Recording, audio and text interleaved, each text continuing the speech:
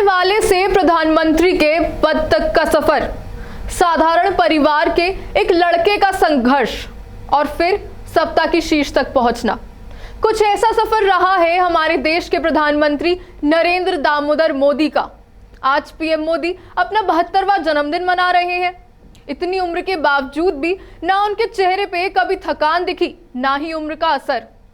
लेकिन क्या आप उनके संघर्ष के किस्सों के बारे में जानते हैं? गुजरात के पूर्व कृषि मंत्री और इफ्को के चेयरमैन दिलीप संघानी ने कुछ यादगार किस्से साझा किए हैं, तो चलिए आपको सुनाते हैं। देश के प्रधानमंत्री नरेंद्र मोदी 72 साल के हो गए हैं। ऐसे में हम बात करेंगे पीएम मोदी के मुख्यमंत्री से प्रधानमंत्री बनने तक के उनके सफर के बारे में, क्योंकि पीएम मोदी के कई ऐसे किस्से हैं जिनके बारे में बहुत कम ही लोग जानते हैं। उनके बारे में सिर्फ पीएम मोदी के सहयोगी रह चुके नेता ही जानते हैं।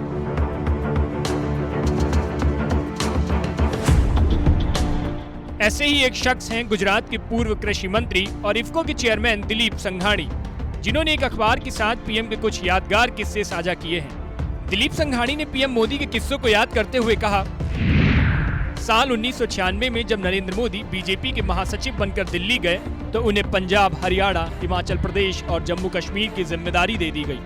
इस वक्त मुझे दिल्ली में रहने के लिए एक बंगला मिला था। क्योंकि मैं सांसद था, मैंने अपना यही बंगला मोदी को रहने के लिए दे दिया था। वो हर माहौल में ढाल लेते हैं। नरेंद्र मोदी सरल स्वभाव के व्यक्ति हैं।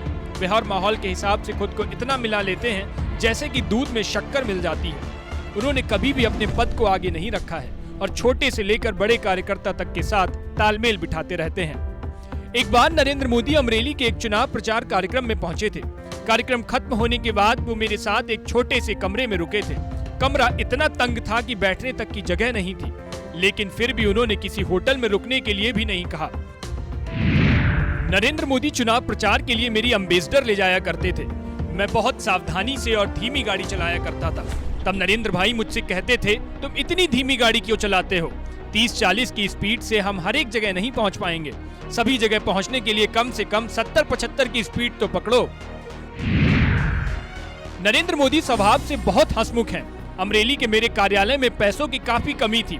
मैंने नरेंद्र मोदी से कहा कि चुनाव प्रचार के लिए हमें तुरंत कुछ सहायता प्रदान करवाओ, नहीं तो ऑफिस को ताला लगाना पड़ जाएगा।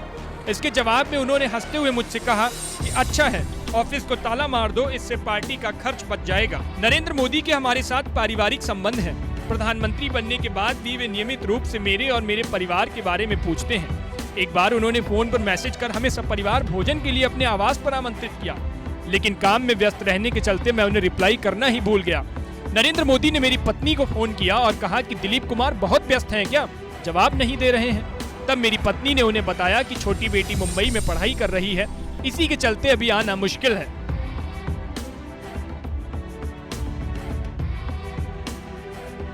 पीएम मोदी की खासियत यही है कि वो पार्टी के हर छोटे से छोटे कार्यकर्ता से भी मिलते हैं। आरएसएस के कार्यकर्ता से प्रधानमंत्री बनने तक उन्होंने कई उतार चढ़ाव देखे हैं, लेकिन फिर भी उनके व्यक्तित्व में कोई बदलाव नहीं आया। यही बात उन्हें दूसरे नेताओं से अलग बनाती है। Bureau report, news 24।